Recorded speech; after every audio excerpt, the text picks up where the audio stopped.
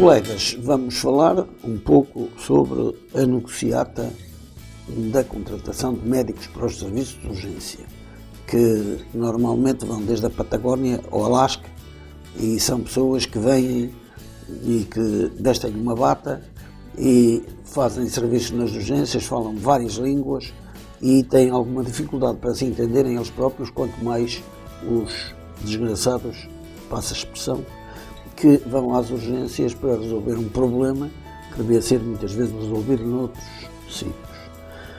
Mas o que é curioso é que, com esses péssimos serviços que se estão a prestar à população, neste primeiro semestre, diz o Sr. Dr. Alexandre Lourenço, que é atualmente o Presidente da Associação dos Administradores Hospitalares, diz o Sr. Dr. Alexandre Lourenço que, efetivamente, a despesa com os enfermeiros da urgência é residual.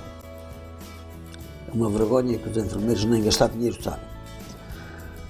O Sr. Dr. Roque da Cunha secunda esta opinião. E quem é este Sr. Dr. Roque da Cunha? É o Presidente do Sindicato Independente dos Médicos, o posto dos sindicatos dos médicos da FNAM, Federação Nacional dos Médicos.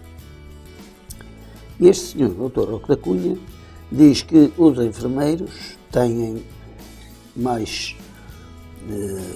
vontade em constituir bolsas de horas, e diz ele que é para descansarem, e eu digo que é para, infelizmente, irem trabalhar no outro lugar, portanto, acumulam bolsas de horas que é para fazerem o duplo emprego, para ganharem a outra metade que o Estado não lhes paga. Portanto, o Estado está-lhes a pagar metade daquilo que deviam receber, os tais 1.200 euros, quando deviam receber 2.300 ou 2.200 no mínimo, e, portanto, o Sr. Dr. Roque da Cunha também diz que a despesa com os enfermeiros é pouco significativa ou é irrelevante, porque, lá está, é prática pagarem com horas acumuladas e não com dinheiro vivo. Claro que temos que resolver estes problemas e temos que pôr os enfermeiros a participarem também no dinheiro. Há aqui uma interpretação errada da lei, porque mesmo para os CIT, os hospitais dizem que os enfermeiros recebem as horas extraordinárias, suplementos e afins pelo Decreto-Lei 62/79, de 30 de março. Este Decreto-Lei 62/79, que é de 79, portanto, e que paga os suplementos não só a enfermeiros, mas também a médicos, sobretudo antes dos acordos que já fizeram. Se os enfermeiros, mesmo sendo CIT, são pagos nas horas extraordinárias, suplementares ou incómodas por essa via, é evidente que a instituição não pode, de maneira nenhuma, estar-lhes a retribuir o trabalho extraordinário com horas pagáveis uns aos outros, ou seja, folgas de compensação ou mais dias de férias. De uma maneira ou de outra, quem paga são os enfermeiros uns aos outros, sem agravarem os orçamentos das instituições. Ora, não é isto que diz o Decreto-Lei. O Decreto-Lei tem, para as horas extraordinárias, o artigo 7º. Tem para os trabalhos em dias de folga ou feriado, o artigo 13º.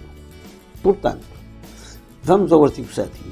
Quando o enfermeiro trabalha em horas extraordinárias, e por horas extraordinárias não são aquelas que se escrevem nas escalas de serviço, ao estarem escritas na escala de serviço deixam de ser extraordinárias, porque horas extraordinárias, segundo a lei, são aquelas que resultam de acréscimos imprevistos de serviço, um acidente, uma complicação que não estava prevista. Aquelas que são para suprir carências de pessoal não são extraordinárias, logo não é obrigatório fazê-las. Escritas em escala não são obrigatórias. O que as pessoas têm que fazer é 35 horas semanais, se são da função pública, 40 enquanto não forem, e essas, ou enquanto esta situação não estiver resolvida para o CIT, e essas 35 ou 40 são as obrigações que os enfermeiros têm, nem mais um minuto.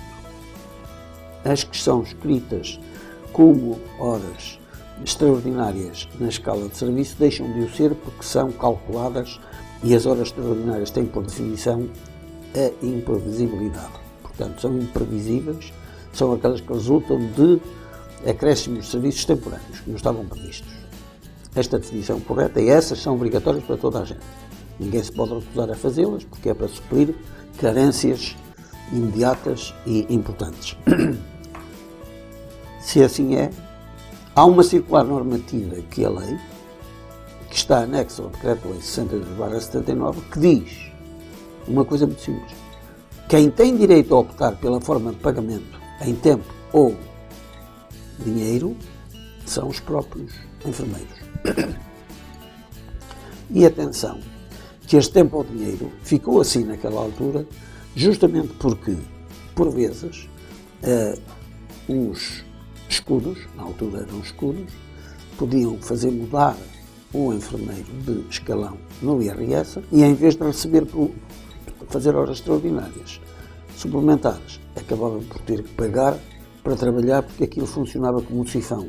Levava não só as horas extraordinárias, como ainda algum do resto do vencimento. Portanto, é assim que se fez essa versão optativa de ser a escolha feita pelo próprio em dinheiro ou tempo. A instituição só assiste um direito e não tem mais, que é exatamente fazer o pagamento através do dinheiro. Porquê? Porque se estas anomalias resultam de falta de pessoal, agravá-lo com mais horas de ausência de enfermeiros é agravar, portanto, a situação.